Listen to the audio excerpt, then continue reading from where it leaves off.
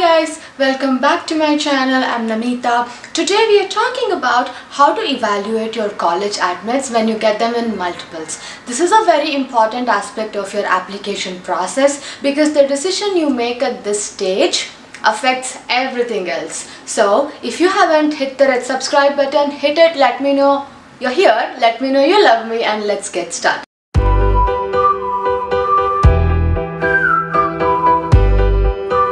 Now, one of the first points of interest to me, of the most importance to me, is the college ranking. Now guys, while we rank universities based on priority, different magazines also rank universities in different majors even, right? Like you will find top 50 universities for MIS, top 50 universities for industrial engineering, so on and so forth. So I suggest you please also consider the ranking of your university in that list of university. One thing to keep in mind is that there are multiple magazines that do multiple such rankings. So, oops, sorry about that, there's a plane over my head. Okay. So multiple magazines do multiple of these ranking lists. So you don't have to worry if not all the universities are in the exact same order, because sometimes it so happens that a university ranked 4 on one magazine might be on 6 in another. You can just take the average of it, right? Like it's somewhere about 4, 6, 5 and such. So please consider ranking as a very important factor for your first decision. The second important aspect according to me is the alumni network. Now I went to Texas A&M and the university has an amazing alumni network. I have met most of my mentors through the alumni network. In fact, I probably either reached out to them on LinkedIn or on my alumni portal itself, and they have been instrumental in making me understand how I should take my career forward. They have been so gracious, have taken time out of their busy days to talk to me on the phone, or just get on a chat and tell me answers to my questions. There are people I have approached asking about data analytics, about consulting, so on and so forth. So I think having an alumni network is very important, because you can also then see what's possible with the degree. You can see what somebody did with their MIS degree when they graduated 5 years ago, right? Also, having an alumni network, I'm not saying you should not, or I'm not saying you should, but they can also be a great source to sort of get job insights, right? If an alumni is working in one of the companies that you are interested in working, whether or not they give you a job referral depends upon how you approach the relationship, but they can be a great window and sort of understand how to expect what is in the company, or what to expect in an interview process, so on and so forth.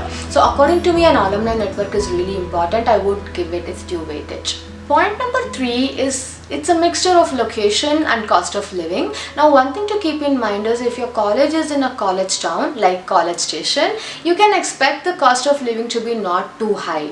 But if you are going to be studying in a university which is say in Boston area or in New York area, say NYU and NEU and stuff, cost of living will be slightly expensive, because these are areas that also have a lot of professional people or residents around, and the only I think even in and around the university area you might find cheaper accommodations, but mostly you can expect cost of living to be on a bit of a higher end. Now if you are interested, I can make a video comparing the cost of living for me in College Station, and now I am in the New York area. I stay in New Jersey but I work in New York. Let me know if you're interested, let me know in the comments below and I'll make that video. But this is also important because if you are like me and if you've set yourself a budget on how much money you are willing to spend on tuition, on living cost and commuting and all that stuff, then it's important that you also pay attention to location. Now point number 4, this can be debatable because I have seen two sides of argument for this point. I believe you have to be wise and choose the better university in terms of maybe ranking, maybe location, maybe alumni network, maybe what the career outcomes, the degree outcomes look like. I think you should choose these universities over other universities which are also willing to give you a scholarship. Now, I know this can be sort of a tricky situation, because on one hand you have an amazing university that is happy to give you an admit, but they've not really given you a scholarship or any kind of financial aid.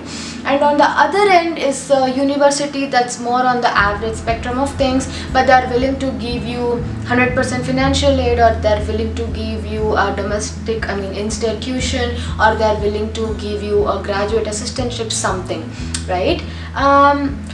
It looks very tempting to choose the other option, because you're pretty much almost reducing all of your financial burden and your investment. But the way I look at it is, almost any and every university, a public university at least, offers you graduate assistantships and sponsorships throughout your course of education. Like, I got my graduate assistantship in my first semester, and I continue to have it throughout my 4 semesters. I worked with one of the nicest people. I also paid domestic, that's in-state tuition, so it's not impossible. And also, even before I started my graduate assistantship, I did work a couple of odd jobs here and there. I worked on campus for like basic wage, I think for about 2 times. I don't quite remember. Yeah, probably 2 games or something. I mean, if you're interested, you can look up Kyle Field in College Station. When football season is happening, they do hire students to help with food and stuff like that. It's a thing we all do as students. I think you should do it. It's kind of a experience. It's a new experience. So most universities offer it, right? Even many universities will let you work offline. If the university allows it on F1 visa, you can also work offline. So my suggestion would be to go for the better university, because even if you end up saving some money by getting the financial aid for 2 years, what happens after that, right? So I would suggest, in my opinion, I think it's better to choose the better university, because the outcomes are better, and also you have more to gain from the university as well. Also, you will be studying with smarter people. Now, I believe that we all become the average of the 5 people we spend most of our time with. So that way it translates to, the more time you spend with smarter people, the ones that you aspire to be like, then you have more chances, because it rubs off of you. You'll be more inspired to do things. You will be more interested to do things. That's how I look at life. But I understand this is a very personal decision, so you can be the judge of it.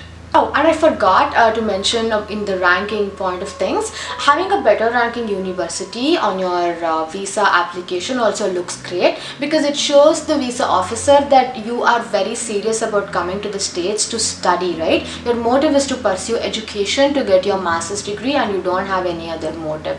So yeah, that also works out in the favor of ranking. That's all I have for you guys today. I will see you soon in the next video. If you haven't watched the previous videos in this series, I'm going to link them all in the description box. And if you are new to my channel, this is my series on Prep With Me for your master's degree. If you have any video requests, please leave them in the comments below. And thank you so much for all the engagement you have been giving me so far. It's amazing. You guys are talking to each other. You guys are asking questions. I love it. Thank you so much, and I'll see you soon in the next video. Bye.